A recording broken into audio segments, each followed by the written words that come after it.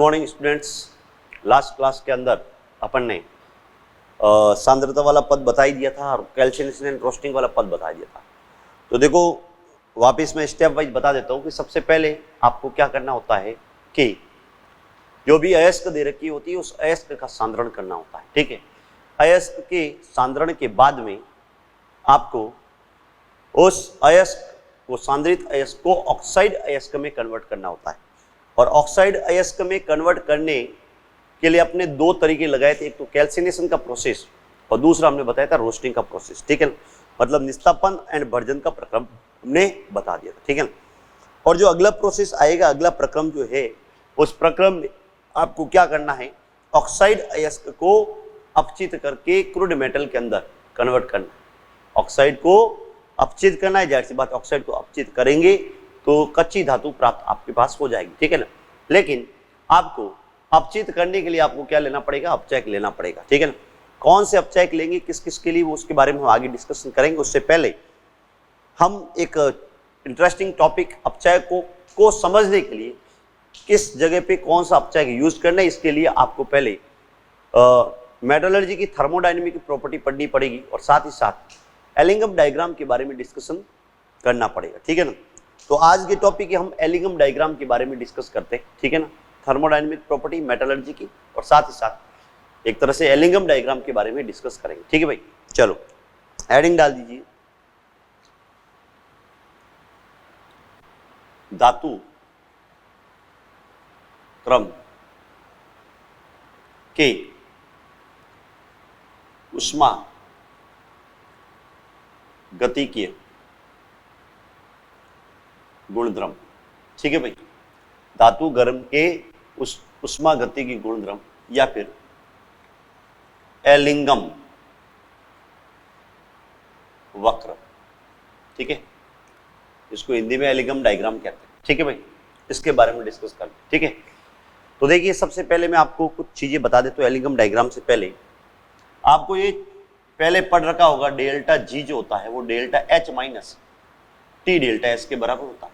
Again मेरी बात को मैं रिपीट करता हूं कि थर्मोडायनेमिक्स के अंदर आपने पहले पढ़ा होगा कि डेल्टा जी जो होता है वो delta H minus T delta S के बराबर होता है। ठीक है, एंड डेल्टा जी नॉट की वैल्यू आपको पता है कि minus R T L N के बराबर होता है। ठीक है, तो इसकी इतनी ज्यादा जरूरत नहीं, आपके पास जरूरत आपके पास ये वाली। ठीक है, डेल्टा जी को हम क्या कहते हैं, गिब्स मुक्त ऊर्जा कहते हैं। ठीक है ना, गिब्स मुक्त ऊर्जा कहा जाता है। ठीक है ना, डेल्टा एच को हम एंथैल्पी परिवर्तन कहते हैं, एंथैल्पी परिवर्तन। ठीक है ना, परिवर्तन कहा जाता है। ठीक है ना, और डेल्टा एस को हम क्या कहते हैं, एंट्रोपी परिवर्तन कहा जाता है, एंट्रोपी परिवर्तन कहा जाता है। ठीक है भाई, इसको हम क्या कहते हैं, डेल्टा एस को एंट्रोपी परिवर्तन कहा जाता है। ठीक है, चलो अच्छा, साथ ही साथ ये भी ध्यान रखिए कि स्वतः अभिक्रिया के लिए, स्वतः अभिक्रिया के लिए, स्वतः अभिक्रिया के लिए आपके पास क्या होना चाहिए, डेल्टा जी का मान क्या होना चाहिए, लेस देन 0 होना चाहिए। वापिस मैं अपनी बात को रिपीट कर लेता हूं कि अगर कोई भी स्वतः अभिक्रिया आ जाती है तो स्वतः अभिक्रिया के लिए आपके पास क्या होना चाहिए, डेल्टा जी का मान जो है वो लेस देन 0 के बराबर होना चाहिए। ठीक है, तो ये वाले पॉइंट आपको ध्यान रखना कि delta G equal to delta H minus T delta S. ठीक है, एलिंगम डायग्राम इसकी जरूरत पड़ेगी। साथ ही साथ स्वतः अभिक्रिया के लिए, अभिक्रिया स्वतः घटित तो उसके लिए कंडीशन क्या है, डेल्टा जी का मान क्या होना चाहिए, ऋणात्मक में होना चाहिए। लिख लीजिए बेटा। चलो अब देखिए आगे हम बात करते हैं कि आपके पास कोई भी मेटल ऑक्साइड दे रखा है। ठीक है ना, जाहिर सी बात है आपको आगे अपचित जो करना है, मेटल के ऑक्साइड को अपचित करना है। और अगर मेटल के ऑक्साइड को अपचित करना है, मेटल के ऑक्साइड को अपचित करना है तो इसके लिए आपको क्या करना पड़ेगा, आपको मेटल के ऑक्साइड का एलिंगम डायग्राम पढ़ना पड़ेगा। ठीक है, तो पहले आपको बोला जाए कि सबसे पहले आपके पास कोई भी रिएक्शन दे रखी है, एम सॉलिड की फॉर्म में दे रखा है, कोई भी मेटल सॉलिड स्टेट के अंदर है, इसको मैं O2 के साथ रिएक्शन करा तो O2 गैस की फॉर्म में, और यहाँ पे बाय द वे ऑक्साइड जो बन रहा है MXOY वाला ऑक्साइड बन रहा है। ठीक है, और जो कि आपके पास किसकी फॉर्म में प्रेजेंट है, सॉलिड की फॉर्म में प्रेजेंट। ठीक है, चलो इस रिएक्शन के लिए आपको एलिंगम डायग्राम बनाना है, मेटल ऑक्साइड के लिए एलिंगम डायग्राम बनाना है, ठीक है ना। तो हम यहाँ पे जो रिएक्शन ले रहे हैं वो मेटल के ऑक्सीजन के साथ रिएक्शन करके मेटल ऑक्साइड बनता है, उनके बारे में थोड़ा सा डिस्कशन है, ठीक है ना। सबसे पहले इस रिएक्शन के लिए डेल्टा एच का जो मान आएगा वो आपके पास क्या आएगा, ऋणात्मक आएगा। क्यों? क्योंकि ये वाली अभिक्रिया क्या है, दहन की अभिक्रिया। ध्यान दे बड़ा, दहन की अभिक्रिया जो होती है वो ऊष्माक्षेपी अभिक्रिया होती है, सिवाय नाइट्रोजन और ऑक्सीजन को छोड़ के। ध्यान दे, नाइट्रोजन की अगर O2 के साथ रिएक्शन कराता हूं या फिर नाइट्रोजन का दहन करता हूं तो एंडोथर्मिक प्रोसेस होता है, मतलब ऊष्मा शोषी प्रक्रम होता है। इसके अलावा कोई भी मटेरियल को आप ऑक्सीजन की प्रेजेंस में अगर बर्न करते हो तो आपके पास जो प्रक्रम होता है वो ऊष्माक्षेपी प्रक्रम होता है। मतलब दहन का प्रक्रम जो होता है वो बेसिकली आपके पास ऊष्माक्षेपी प्रक्रम होता है। तो यहाँ पे ऊष्माक्षेपी प्रक्रम, इसलिए इस अभिक्रिया के लिए डेल्टा एच का मान जो आएगा वो आपके पास ऋणात्मक आएगा, ठीक है। चलो अब बात करते हैं एंट्रोपी की, ठीक है ना। एंट्रोपी का मतलब होता है रैंडमनेस, ठीक है ना। पार्टिकल्स या फिर जो भी मोलिक्यूल्स दे के कितने आराम से रैंडमली मूव कर सकते हैं, इसको हम क्या कहते हैं, रैंडमनेस। देखो स्टार्ट में आपके पास क्या था, यहाँ पे सॉलिड फॉर्म में था, ये वाला गैस की फॉर्म में, तो ऑल ओवर, जबकि ये रिएक्शन करने के बाद किस में जा रहा है, सॉलिड की फॉर्म में जा रहा है, ठीक है। यहाँ पे गैसियस मॉलिक्यूल है, प्रोडक्ट के अंदर कोई गैसियस मॉलिक्यूल नहीं है, तो जाहिर सी बात है गैसियस मॉलिक्यूल हो गया तो उसका रैंडमनेस क्या होगी, ज्यादा होगी। जबकि यहाँ पे सॉलिड पार्टिकल्स है तो इस वजह से आपके पास रैंडमनेस की कम होगी। तो इस रिएक्शन के लिए अगर देखा जाए तो आपके पास रैंडमनेस क्या हो रही है, रिएक्शन के बाद में घट रही है, और रैंडमनेस घट रही है तो इसका मतलब एंट्रोपी क्या होगी, डिक्रीज होगी, और एंट्रोपी डिक्रीज होगी तो इसका मतलब क्या होगा, डेल्टा एस का मान लेस देन 0 आएगा। तो मेटल ऑक्साइड की जो ये रिएक्शन दे रही है इसके लिए डेल्टा एच की वैल्यू लेस देन 0 और डेल्टा एस की वैल्यू लेस देन 0 आएगी, ठीक है ना। अब देखिए यहाँ पे हम बात करें डेल्टा जी की, डेल्टा जी बराबर जो होता है वो आपके पास delta H minus T delta S के बराबर होता है। देखिए अब यहाँ पे आप क्या देख रहे हैं कि डेल्टा एच की वैल्यू तो आपको पता है कि ऋणात्मक में, नेगेटिव में, ठीक है ना, एंड डेल्टा एस की वैल्यू भी आपके पास क्या आ रही है, ऋणात्मक में आ रही है, ठीक है। अब देखिए इस जगह पे ये वाली वैल्यू ऋणात्मक में, ये वाली वैल्यू ऋणात्मक में, ठीक है ना। ये ऋणात्मक ऋणात्मक क्या होगा, टोटल ऑल ओवर धनात्मक हो जाएगा, क्योंकि आगे नेगेटिव साइन है, और साथ ही साथ ये भी ऋणात्मक ऋणात्मक ऋणात्मक क्या आएगा, धनात्मक आएगा। अगर आपके पास डेल्टा एच की वैल्यू नेगेटिव में ज्यादा है एज कंपेयर टू दिस, तो उस मुकाबले में आपके पास क्या होगा, डेल्टा एच की वैल्यू क्या आएगी, ऋणात्मक में आएगी। लेकिन अगर नेगेटिव में वैल्यू टी डेल्टा एच की वैल्यू ऑल ओवर वैल्यू जो है डेल्टा एच के मुकाबले में ज्यादा हो, तब उस कंडीशन में डेल्टा जी की वैल्यू आपके पास धनात्मक में आ जाएगी। ध्यान दीजिए बेटा कि यहाँ पे अगर मैं इस रिएक्शन के लिए टेम्परेचर अगर बढ़ा देता हूँ, ठीक है ना, तो इस रिएक्शन के लिए अगर टेम्परेचर बढ़ाता हूँ तो जाहिर सी बात है डेल्टा जी का मान क्या होगा, बढ़ेगा। क्यों बढ़ेगा भाई, देख यहाँ पे ये तो वाली वैल्यू नेगेटिव है और ये वाली वैल्यू नेगेटिव, नेगेटिव क्या हो जाएगी, पॉजिटिव हो जाएगा। पॉजिटिव होगी तो मतलब टेम्परेचर बढ़ेगा, तो वैल्यू डेल्टा जी की वैल्यू पॉजिटिव के अंदर बढ़ जाएगी या फिर नेगेटिव के अंदर घट जाएगी। नेगेटिव में घटना या फिर पॉजिटिव में बढ़ना, ठीक है ना। तो यहाँ पे जरा ध्यान दे, डेल्टा टेम्परेचर बढ़ा देता हूं तो डेल्टा जी की वैल्यू क्या हो जाती है, आपके पास पॉजिटिव में बढ़ जाती है। तो ध्यान दीजिए कि कोई भी मेटल ऑक्साइड दे रखा है, ये जो रिएक्शन दे रखी है मेटल प्लस O2 के साथ रिएक्शन कराओगे, जब आपके पास मेटल ऑक्साइड बन जाएगा तो इस रिएक्शन के लिए, इस रिएक्शन का अगर आप टेम्परेचर बढ़ा देते हो तो टेम्परेचर बढ़ाओगे तो उस कंडीशन में आपके पास क्या होगी, डेल्टा जी की वैल्यू आपके पास क्या हो जाएगी, बढ़ जाएगी, ठीक है भाई। तो एक चीज ये वाली आपको ध्यान रखनी, ठीक है। अब हम बात करते हैं एलिंगम डायग्राम, लिख लीजिए आप इसको पहले।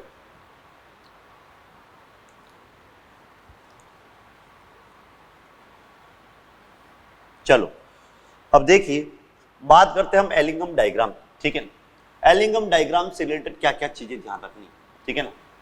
Ellingham diagram,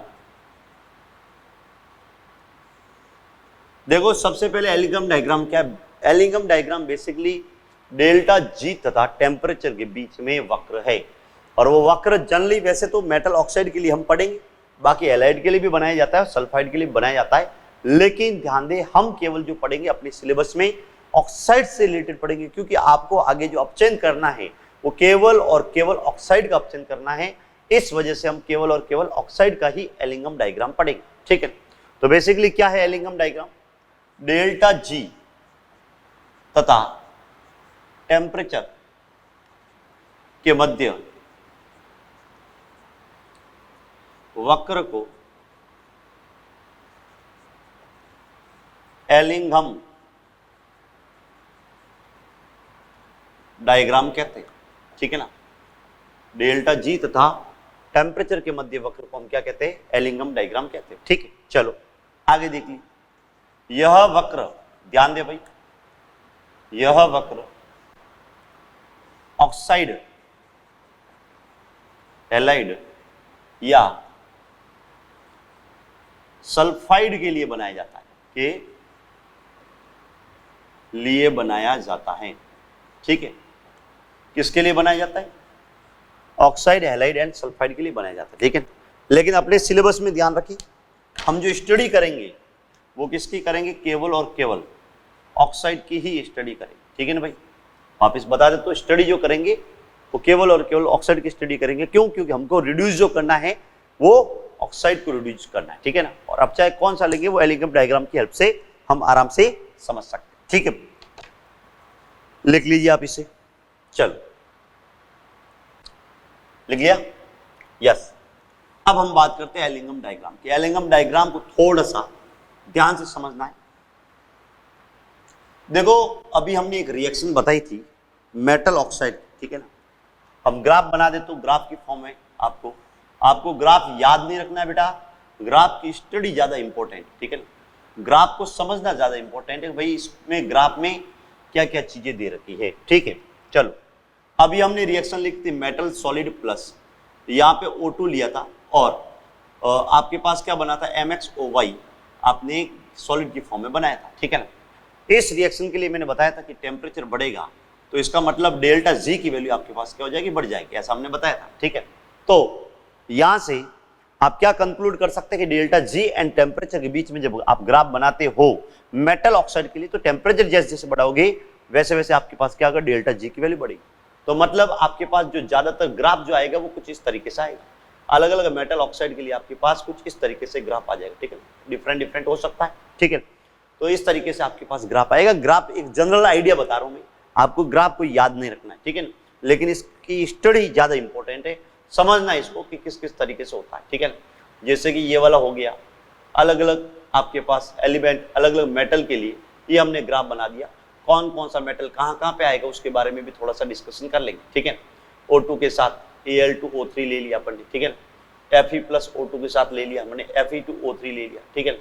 Ag plus O2 के साथ हमने क्या लिया, Ag2O ले लिया, ठीक है। डिफरेंट हमने मेटल ऑक्साइड लिया, ठीक है। तो देखिए यहाँ पे हमने ये देखा गया कि इन जनरल अगर देखा जाए कि मेटल ऑक्साइड के लिए बात करें, कोई सा भी मेटल ऑक्साइड टेम्परेचर बढ़ाओगे तो डेल्टा जी की वैल्यू धीरे धीरे क्या हो जाएगी, बढ़ जाएगी। तो टेम्परेचर बढ़ा दिया तो डेल्टा जी की वैल्यू बढ़ जाएगी, ठीक है ना। अब इसके रिगार्डिंग हम क्या करते हैं, इसके ऑब्जर्वेशंस देखते हैं डेल्टा जी एंड टेम्परेचर के बीच में। एलिंघम डायग्राम ये है, इसके ऑब्जर्वेशंस के बारे में हम थोड़ा सा एक एक करके डिस्कशन कर लेते हैं, ठीक है। चलो सबसे पहले ध्यान रखना ऑब्जर्वेशंस क्या है, इसको ज्यादा समझना ज्यादा इंपॉर्टेंट है, ठीक है। यहाँ पे एक एक चीज का आपको स्पेशल ध्यान देना है एलिंघम डायग्राम से रिलेटेड, क्योंकि ये जो चीजें बता रहा हूँ, एक एक पॉइंट जो बता रहा हूँ वही एलिंघम डायग्राम को समझने में हेल्प करेंगे और बहुत इजी पॉइंट से ध्यान देना है। चलो हम बात करें मेटल ऑक्साइड की। ये जो मेटल ऑक्साइड दे रखा है इनके लिए अलग अलग मेटल ऑक्साइड दे रखा है, ये हमने रिएक्शन लिखी, टेम्परेचर बढ़ाएगा तो डेल्टा जी की वैल्यू बढ़ेगी, ठीक है। चलो देखिए हमने क्या लिया कि आपके पास डेल्टा जी जो होता है वो क्या होता है, delta H minus T delta S के बराबर होता है, ठीक है। अब देखिए हम जो ग्राफ बना रहे हैं डेल्टा जी वर्सेस टेम्परेचर के बीच में ग्राफ बना रहे हैं, तो डेल्टा जी बराबर में इसको ऐसे लिख सकते हो minus delta S into T plus delta H की फॉर्म में लिखा जा सकता है, ठीक है। तो देखो यहाँ पे अगर देखा जाए तो ग्राफ के अंदर ये वाली जो चीज आ रही है वो तो कहाँ पे आ रही है, वाई एक्सिस पे आ रही है, ठीक है ना, डेल्टा जी की वैल्यू। और ये जो टेम्परेचर की जो वैल्यू आ रही है वो आपके पास कहाँ पे आ रही है, एक्स एक्सिस पे आ रही है, ठीक है। तो हम अगर देखेंगे कि आपको स्ट्रेट लाइन की इक्वेशन आपको पता है, स्ट्रेट लाइन की इक्वेशन जो होती है y इज इक्वल टू क्या होती है, mx प्लस सी के बराबर होती है, ठीक है। नहीं तो आपको पता है स्ट्रेट लाइन की इक्वेशन। और अगर इसको आप कंपेयर करोगे तो कंपैरिजन के दौरान आपको क्या मिलेगा, ये तो y एक्सिस पे आ रहा है और जो m जो आ रहा है, m मतलब होता है यहाँ पे स्लोप, ठीक है ना। स्लोप मतलब ढाल, और ढाल जो है वो किसके बराबर आएगा, माइनस डेल्टा एस के बराबर आएगा, ठीक है। और दूसरी बात ये जो आ रहा है सी जो होता है वो y इंटरसेप्ट होता है, ठीक है ना, y इंटरसेप्ट, ठीक है। और y इंटरसेप्ट जो आ रहा है वो आपके पास क्या आ रहा है, डेल्टा h के बराबर आ रहा है। ठीक है, तो सबसे पहले तो ऑब्जर्वेशन में ये ध्यान रखिए कि डेल्टा मेटल ऑक्साइड के लिए, किसके लिए, मेटल ऑक्साइड के लिए अगर मैं डेल्टा जी वर्सेस टेम्परेचर के बीच में ग्राफ बनाता हूं तो इस ग्राफ का जो ढाल होता है वो आपके पास क्या आता है, माइनस डेल्टा एस के बराबर आता है। और y इंटरसेप्ट मतलब y अक्ष को कहां पर कट करता है वो आपके पास क्या आता है, डेल्टा एच के बराबर आ जाता है। ठीक है, तो y अक्ष को जैसे ये यहाँ पे कट कर रहा है तो ये वाली वैल्यू डेल्टा एच होगी, यहाँ पे कट कर रहा है तो ये डेल्टा एच, यहाँ पे कट कर रहा है तो ये भी क्या होगी, डेल्टा एच। तो सबसे पहले एलिंगम डायग्राम में आपको पूछे कि एलिंगम डायग्राम वक्र किसके बीच में होता है, तो सबसे पहले एलिंगम डायग्राम जो होता है डेल्टा जी तथा टेम्परेचर के बीच में वक्र होता है। एलिंगम डायग्राम का अगर आपको स्लोप पूछे तो स्लोप क्या आएगा, माइनस डेल्टा एस के बराबर आएगा। और यहीं पे अगर y इंटरसेप्ट पूछे तो y इंटरसेप्ट कितना आएगा, डेल्टा h के बराबर आपके पास क्या होगा, y इंटरसेप्ट आ जाएगा। ठीक है, चलो अच्छा मेटल के ऑक्साइड के लिए अगर बात करें तो मेटल ऑक्साइड में एंट्रोपी आपके पास मैंने बताई थी, इस रिएक्शन के लिए एंट्रोपी की वैल्यू नेगेटिव आएगी, तो यहाँ पे नेगेटिव नेगेटिव क्या होगा, पॉजिटिव होगा। और नेगेटिव नेगेटिव पॉजिटिव होने का मतलब क्या आ गया, स्लोप की वैल्यू पॉजिटिव आएगी, और स्लोप की वैल्यू पॉजिटिव आएगी, इसलिए ग्राफ जो आएगा वो आपके पास क्या आएगा, इंक्रीजिंग आएगा। आप या फिर दूसरे टर्म्स में ऐसे कह सकते हैं कि जो इक्वेशन जो आ रही है वो स्ट्रेट लाइन की इक्वेशन है, स्लोप आपके पास पॉजिटिव है क्योंकि ये तो नेगेटिव, लेकिन इस रिएक्शन के लिए डेल्टा एच की वैल्यू नेगेटिव आएगी, नेगेटिव नेगेटिव पॉजिटिव होएगा तो स्लोप आपके पास क्या आएगा, पॉजिटिव आ जाएगा, इसलिए ग्राफ आपके पास क्या होगा, इंक्रीजिंग आ जाएगा जनरली मेटल ऑक्साइड के लिए। ठीक है, तो फर्स्ट ऑब्जर्वेशन लिखिए, स्लोप और y इंटरसेप्ट के रिगार्डिंग चीज लिख लीजिए आप। ठीक है, चलो ऑब्जर्वेशन नंबर सेकंड, ध्यान दीजिए भाई, observation number second, second observation क्या मिल रहा है कि यहां पे ऑब्जर्वेशन ये मिल रहा है कि मेटल ऑक्साइड के लिए जो ग्राफ आएगा वो स्लोप आएगा, वो क्या आएगा, स्ट्रेट लाइन आएगा। क्या आएगा बेटा, स्ट्रेट लाइन आएगा। ठीक है ना, क्योंकि अभी हमने बताया वो स्ट्रेट लाइन की इक्वेशन बन रही, इसलिए आपके पास स्लोप क्या आएगा, स्ट्रेट लाइन आएगा, और ग्राफ भी आएगा आपके पास स्ट्रेट लाइन आएगा। ठीक है, तो ध्यान दें, for metal oxide graph is straight line, graph is straight line and increasing, graph is straight line and increasing. Graph क्या है, स्ट्रेट लाइन है, स्ट्रेट लाइन है, ठीक है ना, और साथ ही साथ क्या है, बढ़ता हुआ ग्राफ है, घटता हुआ ग्राफ नहीं, यहाँ पे क्या है, बढ़ता हुआ ग्राफ। ठीक है, तीसरा ऑब्जर्वेशन देखिए भाई, ठीक है ना, तीसरा ऑब्जर्वेशन देखो भाई, तीसरा ऑब्जर्वेशन क्या कह रहा है, जरा ध्यान से सुनना।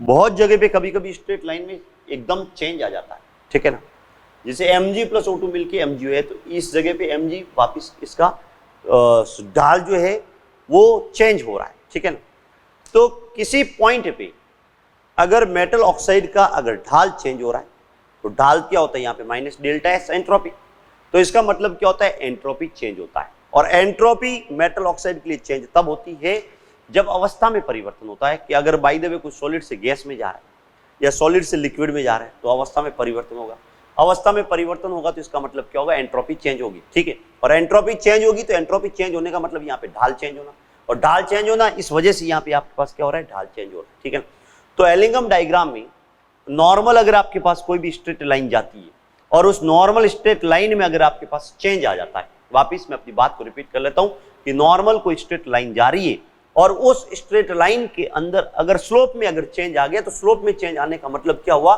एंट्रोपी में परिवर्तन आना, और अगर एंट्रोपी परिवर्तित हो जाएगी तो इसका मतलब क्या होगा, उस मेटल ऑक्साइड की अवस्था में परिवर्तन आएगा, क्योंकि एंट्रोपी तभी चेंज होती है इस जगह पे जब आपके पास क्या होगा, अवस्था में परिवर्तन आएगा।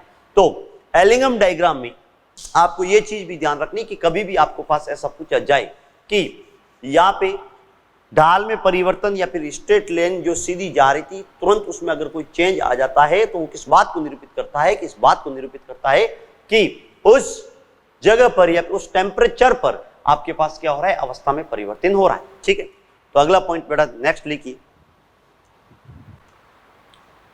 किसी रेखा के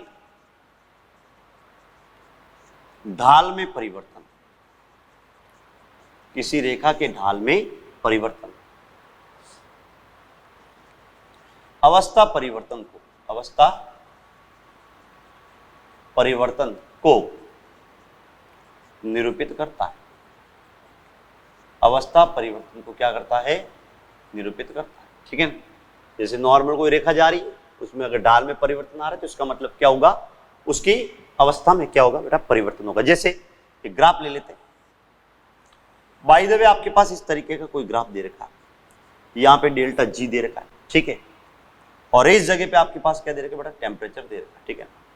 और हमारे पास ग्राफ कुछ ऐसा दे रखा है, बाय द वे इस टाइप का ग्राफ दे रखा है, इस तरीके से ऐसे ग्राफ दे, ठीक है। तो देखो एक पर्टिकुलर ऑक्साइड के लिए आपके पास यहाँ पे ढाल में परिवर्तन किस किस बिंदु पे हो रहा है? इस बिंदु पे ढाल में परिवर्तन हो रहा है और इस बिंदु पे ढाल में परिवर्तन हो रहा है, ठीक है ना। तो यहाँ पे ये वाला टेम्परेचर आप मैं क्या मान लेता हूँ? T1 टेम्परेचर मान लेता हूँ, और ये वाला टेम्परेचर मैं क्या मान लेता हूँ? T2 टेम्परेचर मान लेता हूँ, ठीक है।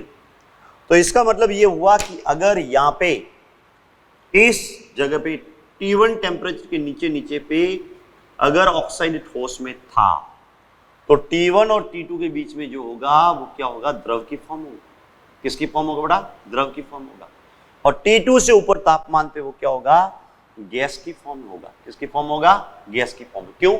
क्योंकि इस जगह पर ये जो टेम्परेचर T1 है, टेम्परेचर T1 पे आपके पास क्या होगा? ढाल में परिवर्तन हो रहा है। और टेम्परेचर T1 पर अगर ढाल में परिवर्तन हो रहा है तो इसका मतलब क्या होगा? इस जगह पे आपके पास क्या होगा? अवस्था परिवर्तन होगा। इसका मतलब ठोस जो है वो किस में जाएगा? द्रव में जाएगा। सेम केस अगर T2 की अगर बात करें तो द्रव से यहाँ पे किस में जा रहा है? गैस में जा रहा है। द्रव से यहाँ पे जा रहा है आपके पास गैस में, क्योंकि यहाँ पे भी आपके पास क्या रहे? ढाल में परिवर्तन, और ढाल में परिवर्तन का मतलब यहाँ पे क्या होगा? अवस्था परिवर्तन होगा।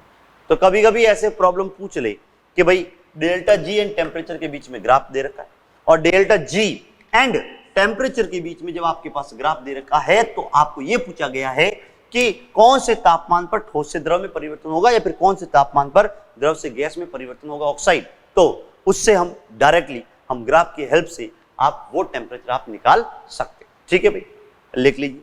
तो तीसरा पॉइंट ये भी ध्यान रखिए आप कि भाई किसी रेखा में ढाल का परिवर्तन अवस्था परिवर्तन को निरूपित करता है, ठीक है। चलो नेक्स्ट चलते, एक एक पॉइंट का आपको ध्यान रखना भाई।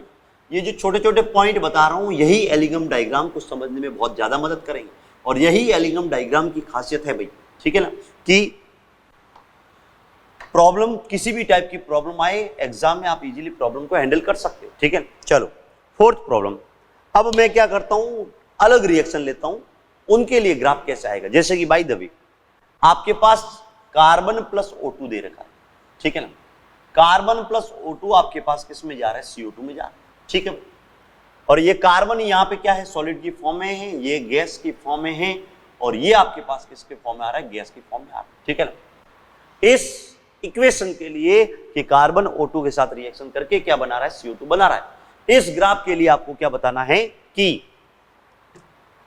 एलिंगम डायग्राम किस तरीके का आएगा, ठीक है। चलो सबसे पहले तो डेल्टा H की वैल्यू लेस देन 0 आनी, क्योंकि ये यहाँ पे क्या है? दहन की अभिक्रिया है, और दहन की अभिक्रिया होगी तो इसमें डेल्टा H की वैल्यू आपके पास क्या आएगी? लेस देन 0 आएगी। बात नंबर दूसरी, क्या अगर मैं एंट्रोपी की बात करूं, एंट्रोपी देखो यहाँ पे कार्बन सॉलिड फॉर्म है, और ध्यान दे ठोस अवस्था में पार्टिकल के अंदर जो अंदर की जो रैंडमनेस होती है वो नेग्लिजिबल होती है।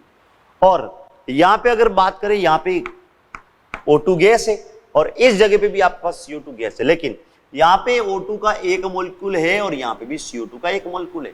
तो पहले जितनी रैंडमनेस होगी अभी भी आपके पास रैंडमनेस उतनी होगी, क्योंकि यहाँ पे एक मॉलिक्यूल है और यहाँ पे भी आपके पास क्या है? एक मॉलिक्यूल है। तो रिएक्टेंट एंड प्रोडक्ट में रैंडमनेस लगभग बराबर मानी जाएगी, क्योंकि number of molecule gases molecule क्या आ रहे हैं? सेम आ रहे हैं। और अगर number of gases molecule same आ रहे हैं तो रैंडमनेस में कोई ज्यादा परिवर्तन नहीं आएगा, और अगर रैंडमनेस में ज्यादा परिवर्तन नहीं आएगा तो इसका मतलब क्या होगा? डेल्टा S की वैल्यू जो होगी वो अप्रोक्सीमेटली आपके पास क्या आएगी? 0 के बराबर आएगी। एंट्रोपी में आपके पास कोई परिवर्तन नहीं आएगा, ठीक है। तो यहाँ पे डेल्टा S अप्रोक्सीमेटली आपके पास क्या आएगा बेटा? 0 के बराबर आ जाएगा, ठीक है। तो हमारे पास जो इक्वेशन थी delta G is equal to delta H minus T delta S की इक्वेशन थी, इसके अंदर देखा जाए तो यहाँ पे डेल्टा G है और यहाँ पे डेल्टा H है, और ये आपको पता है कि ये लगभग किसके बराबर हो जाएगा?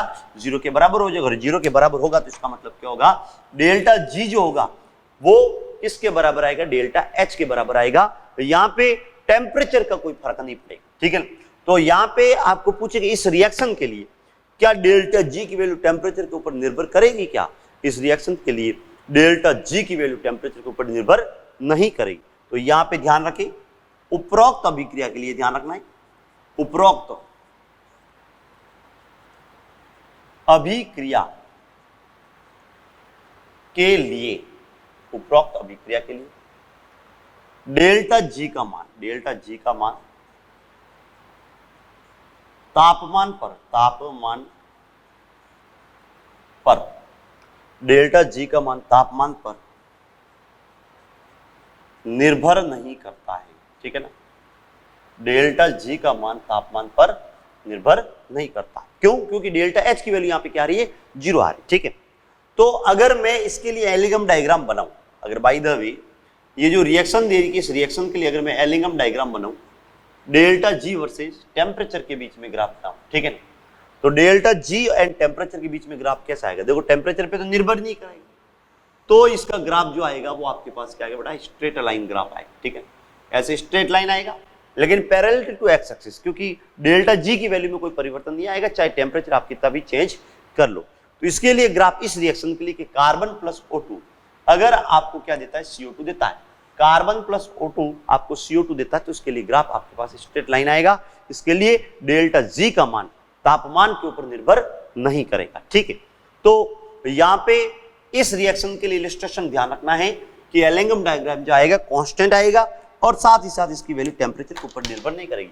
मैं अप्रोक्सीमेटली रफ आइडिया इस एलिंगम डायग्राम में बता देता हूं कि अप्रोक्सीमेटली यहाँ पे आएगा C plus O2 will give you CO2। अच्छा, ये बात आपको पहले से पता है कि यहाँ पे डेल्टा H है और डेल्टा H की वैल्यू आपको पता है कि यहाँ पे दहन अभिक्रिया के लिए नेगेटिव होती है, तो ये वाली वैल्यू जो आएगी वो नेगेटिव आएगी, मतलब 0 जो होगा ऊपर की तरफ होगा। और इस पूरे एलिंगम डायग्राम में ध्यान रखिए 0 मेटल ऑक्साइड के लिए आपको पता है कि डेल्टा जी की वैल्यू क्या आएगी, लेस देन ये वाई इंटरसेप्ट क्या है, वाई इंटरसेप्ट बेसिकली क्या है, डेल्टा एच है। और डेल्टा एच की वैल्यू मैंने बताया था मेटल ऑक्साइड के लिए क्यों, दहन की अभिक्रिया इसलिए लेस देन 0 आएगी, तो 0 यहाँ पे ऊपर की तरफ होगा, बाकी ये सब नीचे की तरफ आएंगे, ठीक है। और उपरोक्त अभिक्रिया के लिए डेल्टा जी का मान जो है वो किसके ऊपर निर्भर नहीं करेगा, तापमान पर निर्भर नहीं करेगा। इसके लिए ग्राफ पूछा जाए तो ग्राफ इस तरीके से आएगा, C plus O2 will give you CO2। बात समझ में आ रही, ठीक है। तो इस वाले ग्राफ को लिख लीजिए आप। तो इस वाली रिएक्शन के लिए ध्यान रखना है आपको कि C plus O2 will give you CO2 will give U a straight line without dependency on temperature, temperature के ऊपर तापमान के ऊपर निर्भर नहीं करेगा, ठीक है भाई। चलो इसके बाद में अगला 5th पॉइंट लिखिए आप। अभी एक एक बहुत सारे पॉइंट्स पढ़ेंगे, ठीक है ना, थोड़ा सा ध्यान से एक एक पॉइंट को गौर से देखें भाई, ठीक है। 5th वाला पॉइंट, 5वां पॉइंट जरा ध्यान दें। अब मैं यहां पे दूसरी रिएक्शन ले लेता हूं, एक और रिएक्शन, जैसे कार्बन सॉलिड की फॉर्म में दे रखा है और यहां पे O2 गैस है और ये आपको क्या दे रखा है, कार्बन मोनोऑक्साइड गैस दे रखा है, ठीक है। क्या दे रहा है बेटा, कार्बन मोनोऑक्साइड गैस दे रहा है और इसको बैलेंस करोगे तो यहाँ पे क्या आएगा, हाफ O2 आएगा, ठीक है। अब इस रिएक्शन के लिए आपको एलिंगम डायग्राम बनाना, तो कैसे बनाओगे जरा ध्यान दीजिए। सबसे पहले मैं बात करूं कि carbon plus O2 will give you CO2, ठीक है। ये भी गैस है, कार्बन सॉलिड की फॉर्म, ध्यान दीजिए। यहां पे सबसे पहले डेल्टा H का अगर जिक्र करूं तो देखिए बेटा, डेल्टा H आपको पता है कि दहन की अभिक्रिया और दहन की अभिक्रिया के लिए डेल्टा H की वैल्यू आपको क्या लेनी है, लेस देन 0 लेनी है। ये दहन की अभिक्रिया, इस वजह से डेल्टा H की वैल्यू क्या आएगी, लेस देन 0। दूसरी बात नंबर दूसरी ये है कि डेल्टा S यहाँ पे क्या होगा, देखो कार्बन यहाँ पे सॉलिड की फॉर्म में प्रेजेंट है और सॉलिड का ज्यादा कोई इफेक्ट पड़ता नहीं है एंट्रोपी पे, ठीक है। रही बात, अब यहाँ पे ये गैस है और ये भी प्रोडक्ट में आपके पास क्या है, गैस है। यहाँ पे गैस के कितने मोल है, हाफ मोल है, जबकि यहाँ पे गैस का कितना मोल है, 1 मोल है। तो मतलब यानी कि गैस हाफ मोल से 1 मोल में जा रही है और गैस अगर हाफ मोल से 1 मोल में जा रही है तो इसका मतलब गैसेस मोलिक्यूल बढ़ रहे, और अगर गैसेस मोलिक्यूल बढ़ रहे तो इसका मतलब क्या होगा, एंट्रोपी वहां पे ऑटोमेटिकली क्या हो जाएगी, बढ़ जाएगी।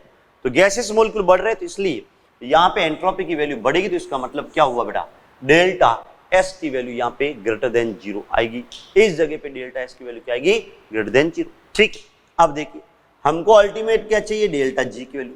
डेल्टा G जो होता है वो आपके पास क्या होता है, डेल्टा G जो होगा वो delta H minus T delta S के बराबर होगा। ठीक है, अब ये तो आपको पता है क्या कि डेल्टा एच जो है यहाँ पे क्या आ रहा है, नेगेटिव में आ रहा है, जबकि ये वाला आपके पास क्या आ रहा है, पॉजिटिव आ रहा है। अब ये पॉजिटिव और उसके आगे नेगेटिव का साइन आ रहा है, तो इसका मतलब ये नेगेटिव और ये भी क्या होगा, नेगेटिव। तो ऑल ओवर डेल्टा जी की वैल्यू इसकी ऑल ओवर आपके पास क्या आएगी, नेगेटिव ही आएगी। यहाँ पे ध्यान दे, ये नेगेटिव है, ठीक है ना। अब यहाँ पे डेल्टा एस पॉजिटिव आ रहा है और यहाँ इसके आगे साइन नेगेटिव है, तो ऑल ओवर ये नेगेटिव होगा और ये भी नेगेटिव नेगेटिव, ऑल ओवर आपके पास क्या आएगा, नेगेटिव ही आएगा। ठीक है, तो यहाँ पे ये कह सकते हैं कि इस रिएक्शन के लिए डेल्टा जी की वैल्यू ऑलवेज, चाहे कोई सा भी टेम्परेचर हो, आपके पास डेल्टा जी की वैल्यू ऑलवेज लेस देन 0 आएगी। हमेशा जो आएगी वो बेटा आपके पास क्या आएगी, लेस देन 0 आएगी। बाद में अगर हम बात करें, जरा ध्यान से सुनना, मेरी बात को गौर करें, क्या कि अगर मैं इसमें टेम्परेचर बढ़ा देता हूं, ध्यान दीजिए भाई, यहां पे इस रिएक्शन के लिए अगर मैं टेम्परेचर बढ़ा देता हूं, तो इस रिएक्शन के लिए अगर टेम्परेचर बढ़ाऊंगा तो इसका मतलब नेगेटिव में वैल्यू बढ़ेगी। नेगेटिव में वैल्यू का बढ़ने का मतलब यहाँ पे डेल्टा जी की वैल्यू का क्या होना है, घटना है। ठीक है भाई, यहाँ पे मैं वापस बात को रिपीट कर लेता हूँ कि यहाँ पे आपके पास क्या आ रहा है, ये पॉजिटिव आ रहा है, अगर मैं इसको टेम्परेचर बढ़ाऊँ तो ये नेगेटिव में वैल्यू बढ़ेगी। नेगेटिव का बढ़ने का मतलब क्या, ऑल ओवर वैल्यू घट रही तो रही है आपके पास, ठीक है ना। जैसे 0 से माइनस में जा रहे तो वैल्यू घट रही है। तो इसके अंदर आपके पास ध्यान दे कि टेम्परेचर अगर आप बढ़ाओगे तो इस कंडीशन के अंदर टेम्परेचर बढ़ाओगे तो डेल्टा जी की वैल्यू आपके पास क्या होगी, घट जाएगी। मतलब इसमें स्लोप जो आ रहा है वो आप इस बार क्या आ रहा है, नेगेटिव स्लोप आ रहा है। ठीक, चलो अगर मैं इसके लिए ग्राफ बनाऊं, जरा ध्यान दीजिए, इस रिएक्शन के लिए ग्राफ बनाऊं, जैसे डेल्टा जी, ठीक है ना, और टेम्परेचर के बीच में इस रिएक्शन के लिए ग्राफ बनाऊं, ठीक है ना। कौन सी रिएक्शन के लिए, ये ऊपर वाली जो रिएक्शन दे रही है इसके लिए ग्राफ बनाओ, तो टेम्परेचर जैसे जैसे बढ़ाओगे डेल्टा जी की वैल्यू घटती जाएगी। तो इसके लिए ग्राफ जो आएगा कि C + O2 will give you CO, तो इसके लिए ग्राफ आपके पास क्या आएगा, नेगेटिव में ग्राफ आएगा, मतलब डिक्रीजिंग ग्राफ आएगा। मतलब ये वाली रिएक्शन ही ऐसी है जिसके अंदर ग्राफ आपको डिक्रीजिंग मिलेगा। और इस एलिंगम डायग्राम में देखेंगे तो अप्रॉक्सीमेटली लगभग आप ऐसा मान सकते हैं कि C + O2 जब CO बनाता है, क्या बनाता है, CO, तो इसके लिए ग्राफ आपके पास क्या आता है, एलिंगम डायग्राम में डिक्रीजिंग ग्राफ आता है। क्यों आता है, इसका रीजन मैंने आपको बता दिया कि इसका कारण यह कि इसमें स्लोप जो आएगा वो आपके पास क्या आएगा, नेगेटिव स्लोप आएगा। ठीक है, इस वजह से ऑल ओवर आपके पास क्या आएगी, इसकी वैल्यू डिक्रीजिंग होती रही। ठीक है भाई, लिख लीजिए आप इसको।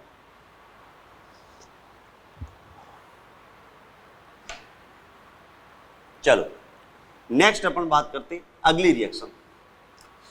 5th पॉइंट हो गया अपने पास। ठीक है, अगला 6th पॉइंट के बारे में थोड़ा सा डिस्कशन कर लेते हैं। ठीक है, एक और रिएक्शन डिस्कस करते हैं भाई, ठीक है ना। जैसे carbon monoxide plus O2 will give you CO2, ठीक है ना। अगर कार्बन मोनोऑक्साइड O2 के साथ रिएक्शन करके CO2 में जा रहा है, ठीक है, बैलेंस करिए, तो यहाँ पे हाफ लेना पड़ेगा। ये भी गैस है, ये भी गैस है और इस बार ये भी गैस है, यहाँ पे तीनों भी गैस है। ठीक है, इस रिएक्शन के लिए अगर देखें तो अगर मैं बात करूं डेल्टा एच की, सोचने वाली बात ही नहीं है, डेल्टा एच लेस देन 0 आएगा।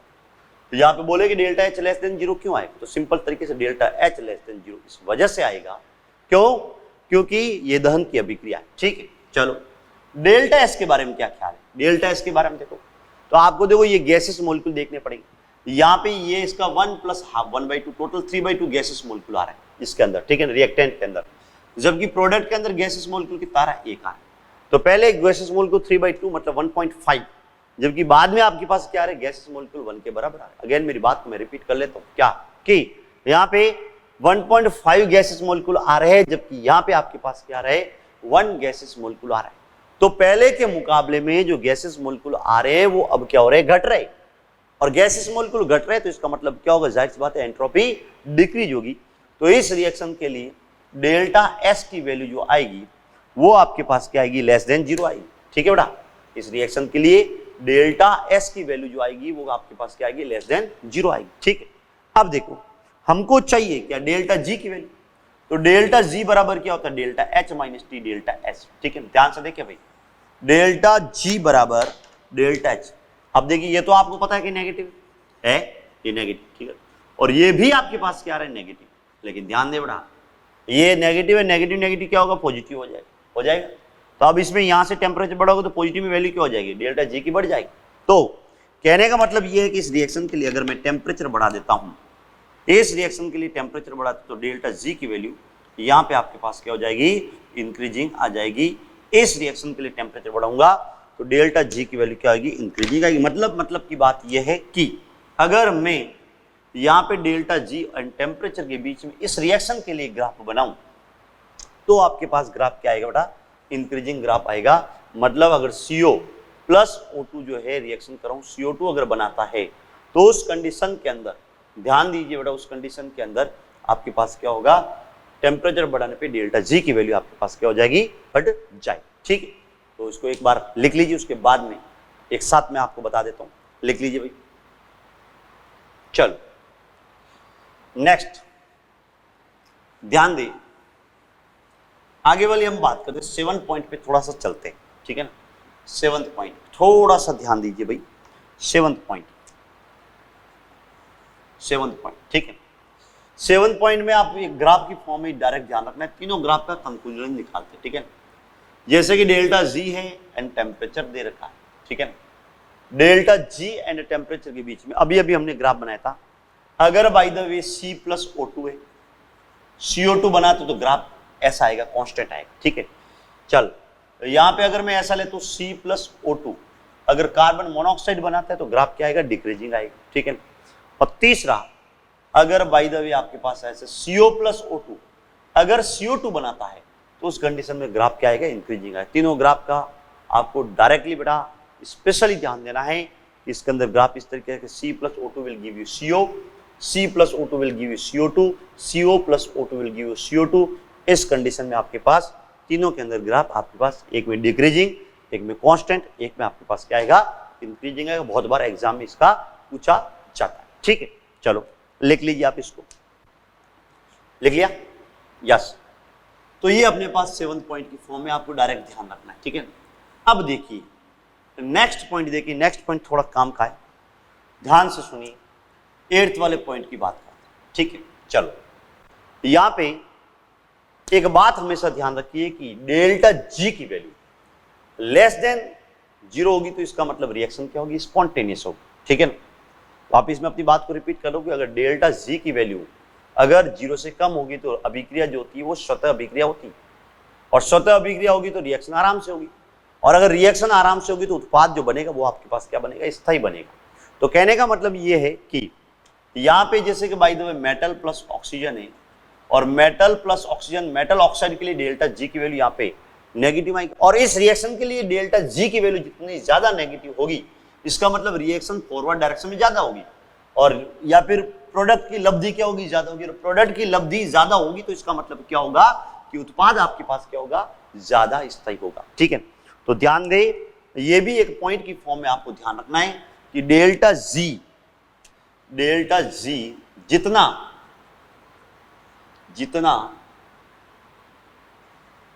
कम होगा, डेल्टा जी जितना कम होगा, उत्पाद उतना ही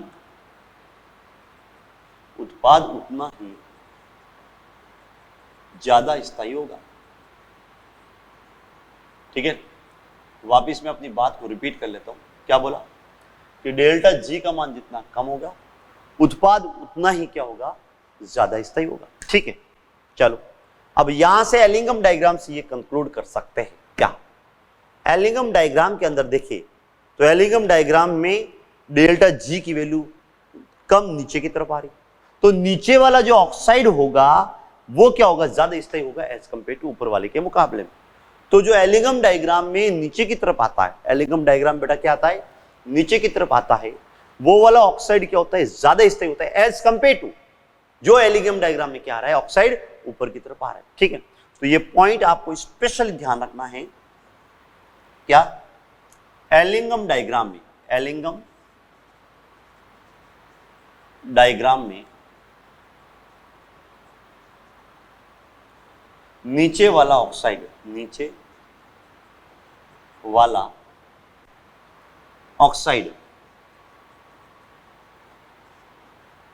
ऊपर वाले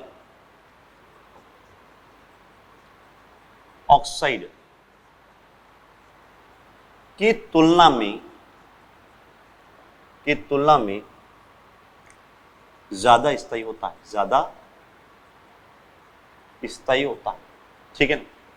वापिस मैं अपनी बात को रिपीट कर लेता हूँ कि एलिंगम डायग्राम में नीचे की तरफ होगा तो डेल्टा जी की वैल्यू लेस देन ज़्यादा कम आएगी, डेल्टा जी की वैल्यू जितनी ज़्यादा कम होगी इसका मतलब उत्पाद ज़्यादा स्थायी होगा, और अगर उत्पाद ज़्यादा स्थायी होगा तो इसका मतलब क्या हुआ कि उत्पाद में ऑक्साइड बन रहा है, ऑक्साइड उतना ही क्या होगा, ज़्यादा स्थायी होगा। तो ध्यान रखिए एलिंगम डायग्राम में जो नीचे वाला होगा ऑक्साइड वो ज़्यादा स्थायी होगा एज कंपेयर टू ऊपर वाले ऑक्साइड के मुकाबले में। ये पॉइंट आपको स्पेशल ध्यान रखिए, इसके बेस पे हम प्रॉब्लम भी करेंगे, ठीक है ना। एक न्यूमेरिकल प्रॉब्लम करेंगे, एक एग्जांपल लूंगा तो उससे मैं आपको बता दूंगा, ठीक है। चलो लिख लीजिए भाई।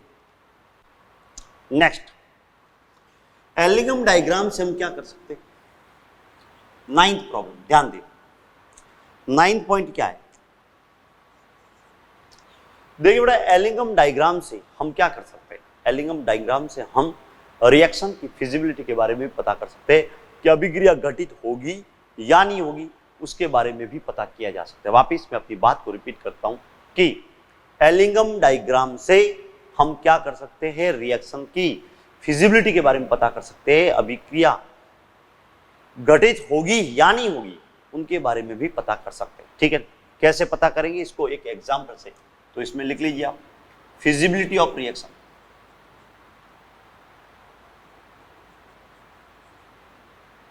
फिजिबिलिटी ऑफ रिएक्शन, ठीक है बेटा।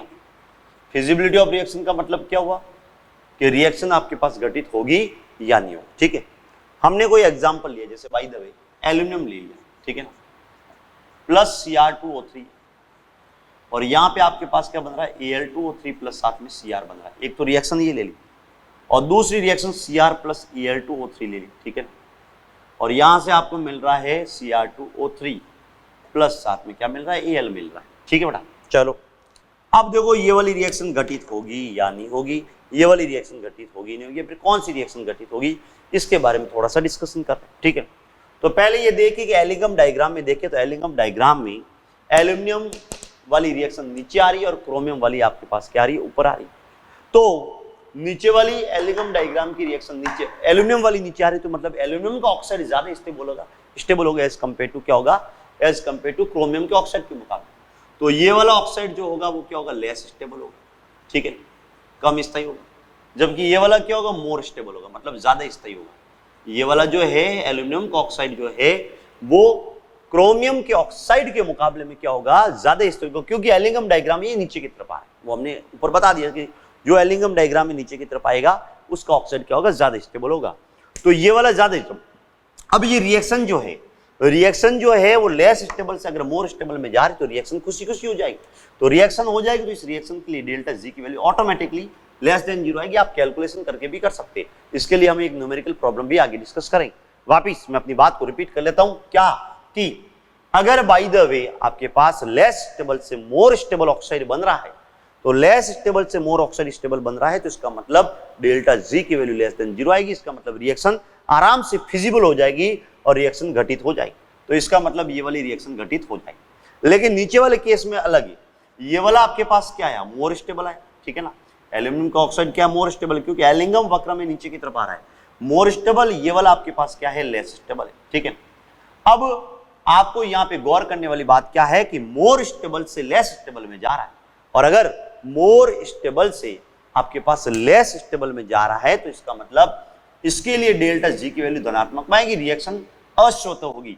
और अगर रिएक्शन अस्वतः होगी तो आराम से ये घटित नहीं होगी, और अगर बाय द वे आराम से घटित नहीं होगी तो ये रिएक्शन नॉट पॉसिबल। तो पहली रिएक्शन, फर्स्ट रिएक्शन जो है वो संभव है, ठीक है ना, संभव है, जबकि सेकेंड रिएक्शन असंभव है, ठीक है ना, असंभव है, ठीक है ना।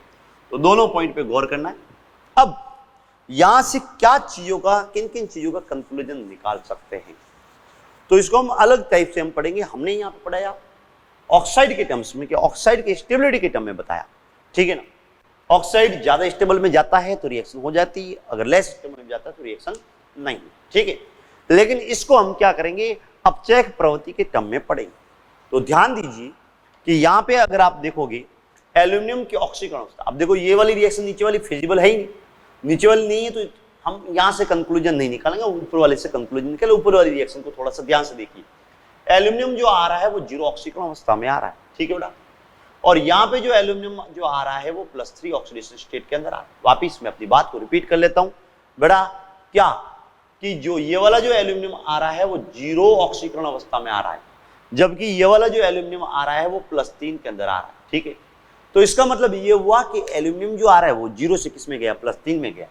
इसका मतलब ये हुआ कि एल्यूमिनियम 0 से +3 में गया, इसका मतलब एल्यूमिनियम ऑक्सीकृत हुआ। और एल्यूमिनियम अगर ऑक्सीकृत हुआ यहाँ पे, तो इसका मतलब यहाँ पे एल्यूमिनियम जो है वो किसकी भांति कार्य कर रहा है, अपचायक की भांति कार्य करता है। किसकी भांति कार्य कर रहा है, अपचायक की भांति कार्य कर रहा है। अगेन मैं वापस रिपीट कर लेता हूं। और अपचित किसको करा है, यहाँ पे Cr+3 में, और Cr+3 वाला किस में आ रहा है, 0 में आ रहा है। और Cr+3 से अगर 0 में आ रहा है तो Cr वाला जो है वो क्या हो रहा है, अपचित हो रहा है। कहने का मतलब यहाँ पे एल्यूमिनियम जो है वो Cr के ऑक्साइड को क्या कर रहा है, अपचित कर रहा है और Cr में पहुंचा रहा है। ठीक है, अगर मैं यहीं पे एलिगम डायग्राम से अगर देखूं, तो एलिगम डायग्राम की अगर बात करें तो एलिगम डायग्राम में एल्यूमिनियम नीचे आ रहा है और क्रोमियम आ रहा है ऊपर की तरफ। तो हम यहां से ये कंक्लूजन निकाल सकते हैं कि जो नीचे वाला जो धातु है एलिगम डायग्राम से, वो ऊपर वाले धातु ऑक्साइड को क्या कर सकता है, अपचित कर सकता है। या फिर ऐसा कह सकते हैं कि नीचे वाला जो धातु है वो ऊपर वाले धातु के मुकाबले में अच्छा अपचायक है। यहां से हम ये कंक्लूजन निकाल सकते हैं क्या, कि ऊपर वाला जो नीचे वाला जो धातु है वो ऊपर वाले धातु की तुलना में क्या है, अच्छा अपचायक है। या फिर ऐसा कह सकते हैं नीचे वाला जो धातु है वो ऊपर वाले धातु ऑक्साइड को क्या कर सकता है, आराम से अपचित कर सकता है। ठीक है, तो ये तो हमने रिएक्शन की फिजिबिलिटी से बताया, तो इसी को अगले पॉइंट की फॉर्म में लिख लेते। पहले आप इसको लिख लीजिए बेटा। चलो,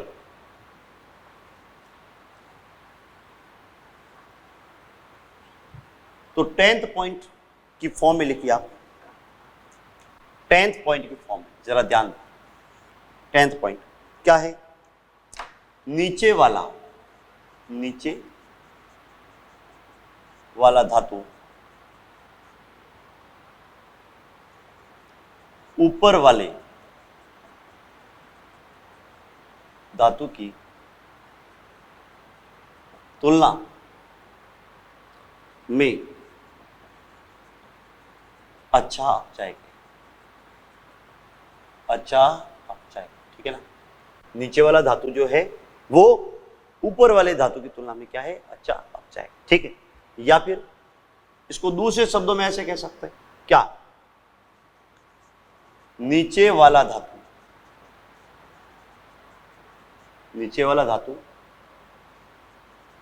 ऊपर वाले धातु ऑक्साइड को अपचयित कर देता है। क्या बोला मैंने, कि नीचे वाला धातु जो है ऊपर वाले धातु ऑक्साइड को क्या कर लेता है बेटा, अपचयित कर देता है। ठीक है, ये पॉइंट आपको स्पेशली ध्यान देना है, क्योंकि हमको आगे जो है वो अपचयन वाली रिएक्शन नहीं पढ़नी है। आगे आपको ऑक्साइड का अपचयन करना है, ऑक्साइड के अपचयन के लिए प्रॉपर अपचायक लेना ज्यादा इंपॉर्टेंट है। इसलिए ये वाले पॉइंट को ध्यान रखिए कि एलिंगम डायग्राम में जो नीचे की तरफ आएगा वो क्या होगा, ऊपर वाले धातु की तुलना में अच्छा अपचायक होगा। मतलब ऊपर वाले ऑक्साइड को नीचे वाला धातु क्या कर लेता है, अपचित कर देता है। ठीक है, चलो लिख लीजिए पॉइंट। ठीक है, चलो 10th के बाद में 11th पॉइंट लिखिए बेटा। 11th पॉइंट ध्यान दीजिए।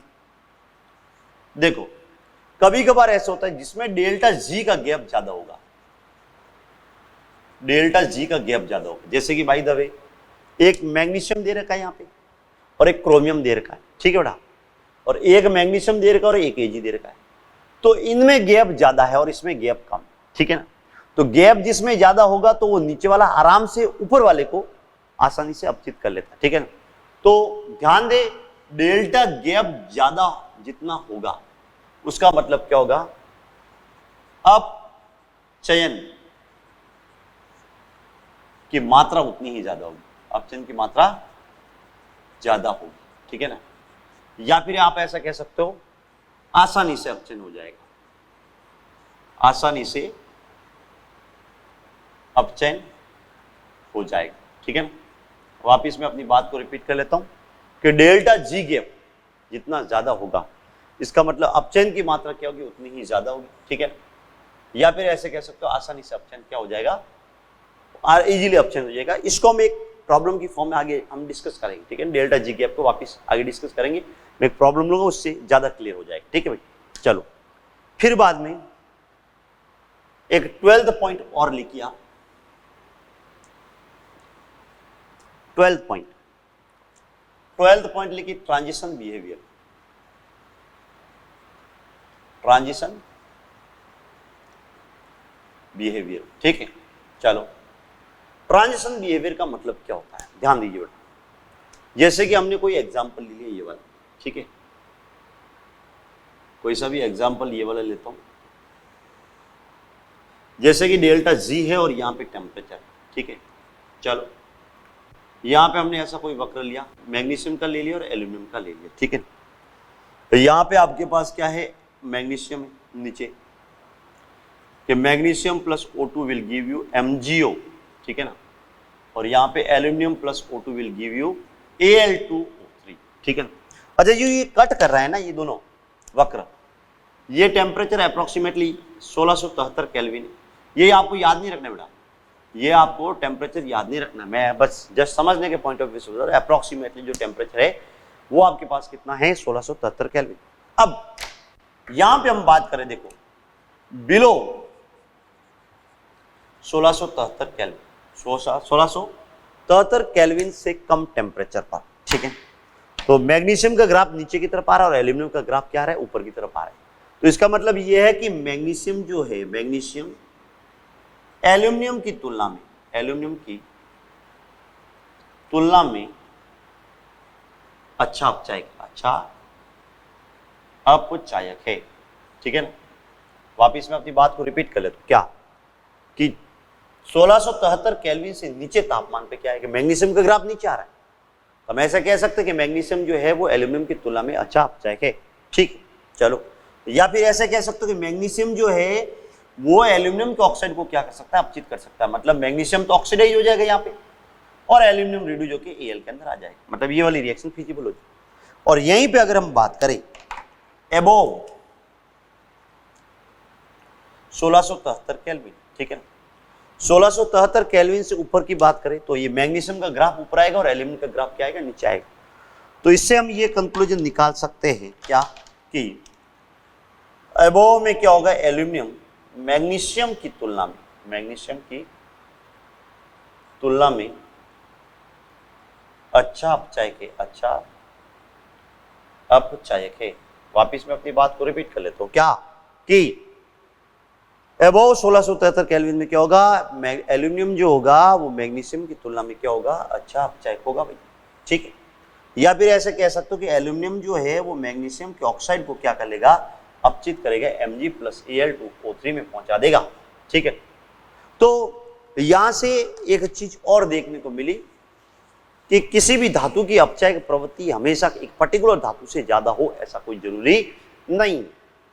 धातु की अपचायक प्रवृत्ति तापमान के ऊपर भी निर्भर करती है। हेलिंगम डायग्राम से ये भी एक सीखने को मिलेगा कि भाई धातु की अपचायक प्रवृत्ति जो है वो किसके ऊपर डिपेंड करती है, टेम्परेचर के ऊपर भी डिपेंड करती है। हम पर्टिकुलर ऐसा नहीं करें, इन जनरल हम ऐसा कहते हैं कि मैग्नीशियम जो है वो एल्यूमिनियम की तुलना में अच्छा अपचायक होता है, लेकिन हाई टेम्परेचर पे जो है एल्यूमिनियम अच्छा अपचायक हो जाता है एज कम्पेयर टू मैग्नीशियम के मुकाबले में। हम डायरेक्टली ऐसा कभी नहीं कह सकते कि पर्टिकुलर धातु जो है उसके मुकाबले में अच्छा अपचायक, लेकिन फिर भी हम जो इलेक्ट्रोकेमिकल सीरीज पढ़ते हैं, विद्युत रासायनिक श्रेणी पढ़ते हैं, तो विद्युत रासायनिक श्रेणी में जो ऊपर की तरफ आता है वो अच्छा अपचायक होता है और नीचे की तरफ आता है वो कम अच्छा अपचायक होता है। तो वैद्युत रासायनिक श्रेणी बेसिकली 25 डिग्री सेंटीग्रेड पे बनी हुई होती है, ठीक है ना।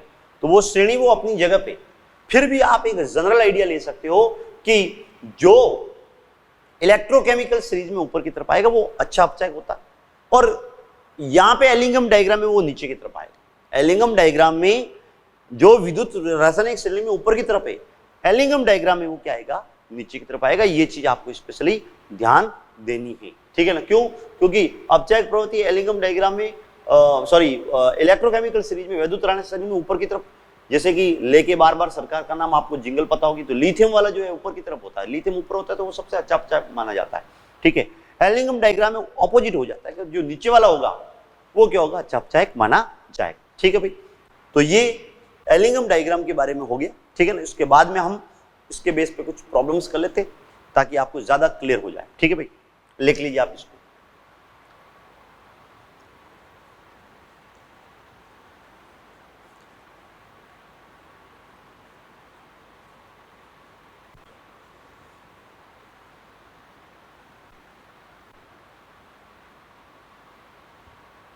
चलो अब देखिए बेटा, ध्यान दें, एक क्वेश्चन की फॉर्म में लेते हैं।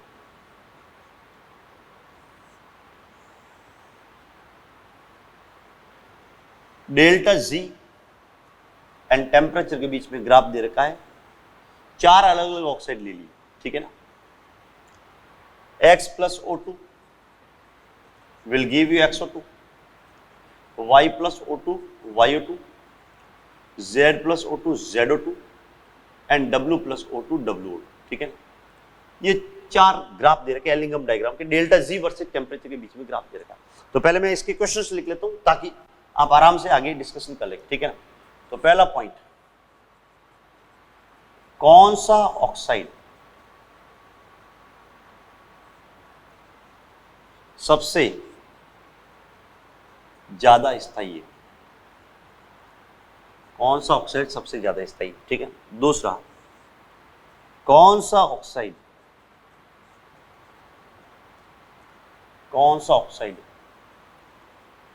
सबसे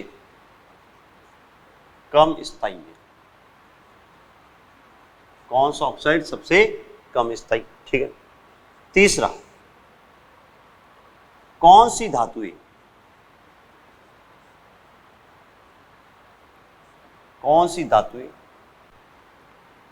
ZO2 को अपचयित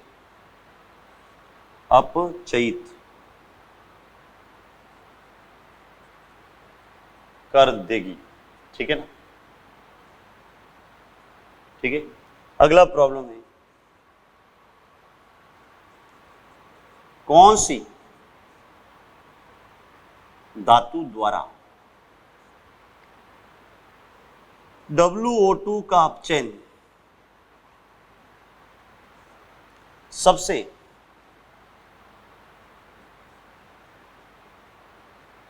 आसानी से होगा? ठीक है, क्या बताना है? WO2 का अपचयन सबसे आसानी से होगा। तो ग्राफ को देखिए, तो इस टाइप की कुछ प्रॉब्लम्स पूछी जाती है। तो देखिए भाई, कौन सा ऑक्साइड सबसे ज्यादा स्थायी? तो मैंने बताया तो ये एलिंगम डायग्राम में सबसे नीचे आएगा वो वाला ऑक्साइड क्या होगा, सबसे ज्यादा स्थायी होगा।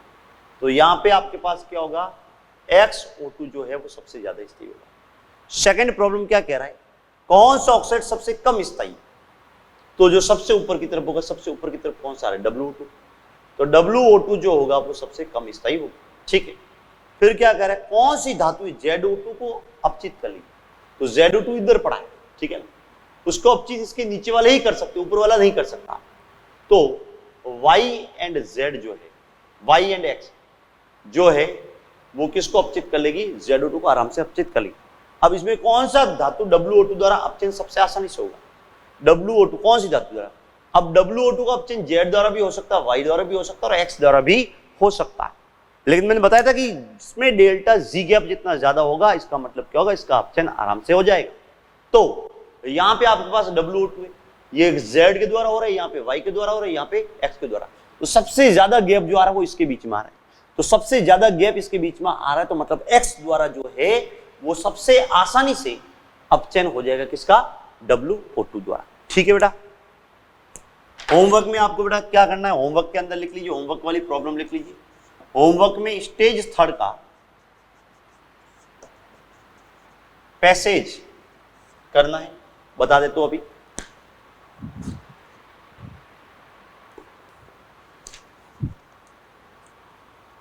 स्टेज 3 का पैसेज 4th करना है, ठीक है ना। स्टेज 3 का पैसेज 4th आपको होमवर्क में करना है, ठीक है भाई। और बाकी का जो कल का प्रॉब्लम दिया था तो उनको भी साथ साथ में हम आगे करेंगे, ठीक है भाई।